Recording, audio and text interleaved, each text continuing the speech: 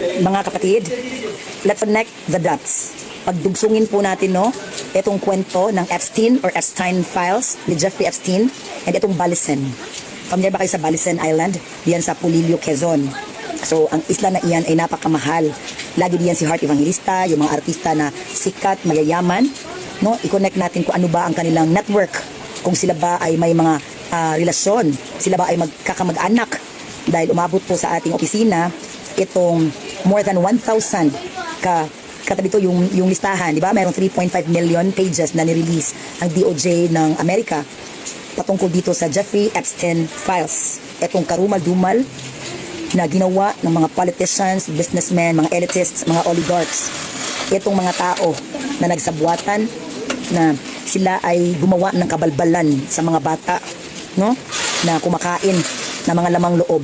Hindi po talaga natin kaya basahin yung ebidensya laban sa kanila. At kahit pa sandamakmak na ebidensya, paulit-ulit po ay walang hustisya. Walang nakukulong dahil sila ay mga bigatin. Kung isipin mo mga kapatid, 4 lang na leaders ang wala doon. Worst is yung mga popes ng Roman Catholic Church. Nakakahiya gid mo eh. So ako, sorry sa mga Katoliko, kaya karamihan sa mga demonyo ay galing talaga sa inyong hanay.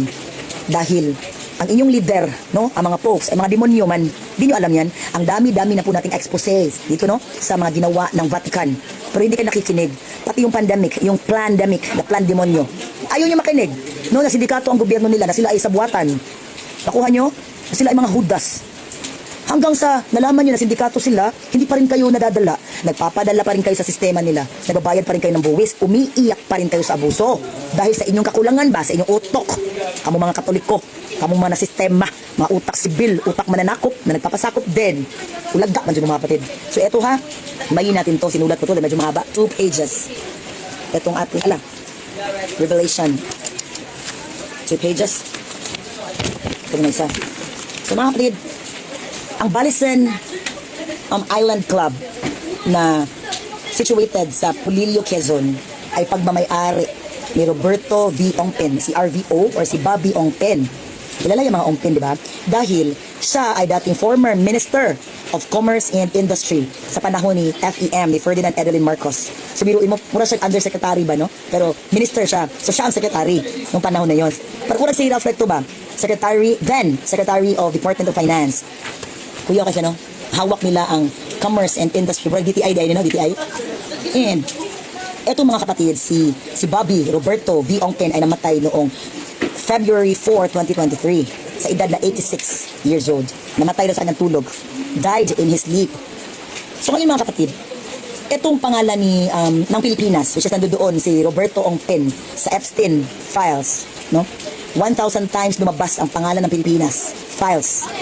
Kung hindi nyo po kaya na dito ka nagaling malaman ang katotohanan at mahina ang inyong loob, kasi sobrang brutal man yung mga demonyo kapatid sa ginawa nila sa mga tao, sa mga bata. Salbahe, gano'y. So nung namatay si RBO, si Bobby Ongpen, ang pumalit sa kanya, dahil siya ang chairman ng Alpha Land. I-search nyo ang Alpha Land. Ang dating chairman ay si Roberto Ongpen. Nung siya namatay, pumalit sa kanya ang kanyang pamangkin, si Eric Ongpen Recto. Ha? In 2018, meron siyang net worth na $260 million. Grabe ka dato, ano eh? 2018 pa to ha? So that was like 7 years ago. Lalo pa ngayon. Ngayon mga kapatid, etong si Eric Ongpen Recto, na sabi nila ay kapatid daw ni Ralph Recto. We will know. I-ano natin kapatid, i-connect natin kung bakit sila ay may mga katungkulan sa gobyerno. Sila mga public servants. And with this, siya ang Undersecretary of Finance in 2002 to 2005. Grabe no? Kung ang kanyang uncle na si Roberto Ongpen, ang former Minister of Commerce and Industry sa panahon ni FEM, at hawak nila ang sandamakmak na negosyo, no? Pagdating sa mga finances, pagdating sa komersyo, mga hotels, no? Grabihan nila mga lupa, mga negosyo, hawak ni Roberto Ongpen. At nung namatay siya, ay ipinamana sa kanyang pamangkin na si Eric Ongpen Recto.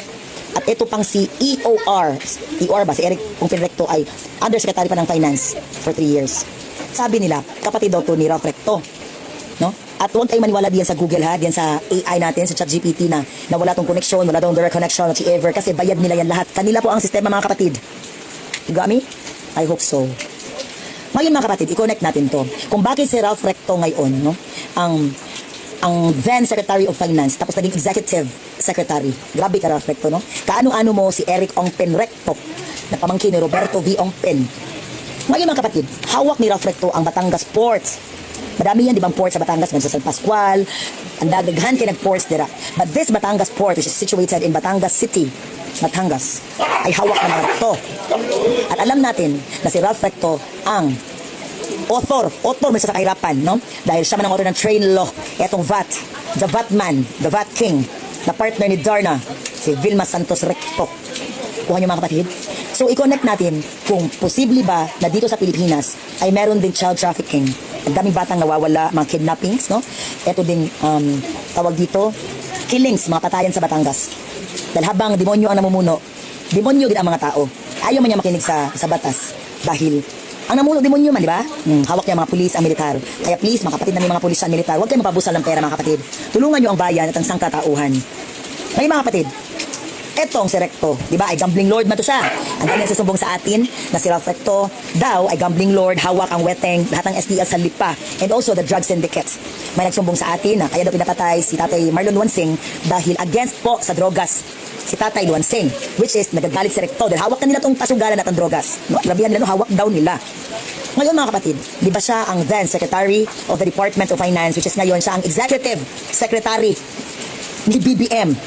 Grabe ang mga demonyo, ay nagsabuatan din sila. Mga kapatid, tulungan po natin, no, na makamta ng hustisya ng mga tao. Dahil ang namuno po talaga ngayon ay mga demonyo, mga satanas. Sabi nga nila, wala na dong demonyo sa impyerno. Nandito na sa lupa lahat. Naglipa na sa lupa ang mga hayop, mga demonyo. Again, let's connect the dots. Balisan and Epstein Island. Nakuha nyo? Kung meron bang nagaganap na child trafficking, kidnapping, killings, drugs, pornography, gabihan dami na to sa Balisan Island. At bakit sobrang mahal niya? Hindi siya normal na isla. Hindi siya kaya ng mga normal na tao. And sa pagkakaalam natin na etong kanyang pamangkin ngayon na si Eric Ong Penrecto, siya na ngayon ang chairman ng Alpha Land. Silipin ninyo, sino pa ang board of trustees or board of directors ng Alpha Land? Andyan din si Chiz Escudero, nasawa ni Heart Evangelista. Pag-aralan nito mga kapatid, and please comment down kung ano pang nalalaman ninyo. Kayo di ang mga matatalino, magagaling, expose natin ang mga hayop. Mga kapatid, biblically speaking, alam natin na the only way, no, para mapatigil, mawala ang curse, etong sumpa, etong kahayupan, kademonyuhan ng mga demonyo na nagkatawang tao, is to expose them. Pangalanan sila, name them, and then expose them. Kuha nyo? Kasi habang hindi natin sila pinangangalanan mga kapatid, mananatili lang silang guni-guni. Kuha ninyo? So you comment down ang inyong kaalaman. This is high time mga kapatid na malaman ng mga tao kung ano ang koneksyon ng Balisan, no, sa Epstein. Ang mga islang to, there's a possibility na same happenings. Nakuha nyo kung ano ang nangyayari sa Balisan ay sa Epstein. Na pagmamayari ni Jeffrey Epstein or Epstein ay nangyayari din sa Balisan Island Club. Na pagmamayari ni patay na to, ni Roberto Bobby RVO Ongpen. Ang pamangkin niya ngayon ay si Eric Ongpen Recto, na kapatid daw ni Ralph Gonzalez Recto. Let's connect the dots. Yun lang mga kapatid. Maraming salamat po. Please comment down. Pagpalang gabi mga kapatid ko.